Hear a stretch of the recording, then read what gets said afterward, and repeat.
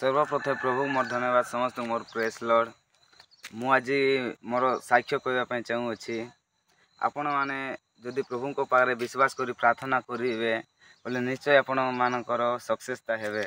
आपण माने प्रार्थना करुथिबे मात्र आपण मानकर सक्सेस हो नथिबो। आपण मानकर विश्वास निजर विश्वास ही बड़ कथा। आपण जदि थोड़े विश्वास करी जदि प्रभु को पाखे आपण माने जोटा भी मांगे निश्चय मिले।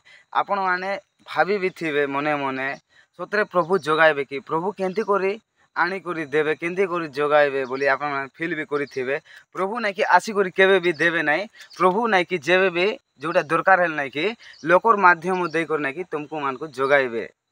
प्रभु नहीं कि लोकर हृदय मन कथा कहबे कि जंती कि से लोक आसीबो नहीं तार पारे एटा आवश्यक अछि सेटा आवश्यक अछि बोल जानी कि से निजे नहीं कि आपण मान को जगाइबे। सेंती मोर साक्ष्य होछि मोर पारे स्पेटर गोटे भलटा नथिला केंती मोर बड़ भाई हृदय मन प्रभु कथा कहले मते नुआ स्पेटर गोटे आनिक देले।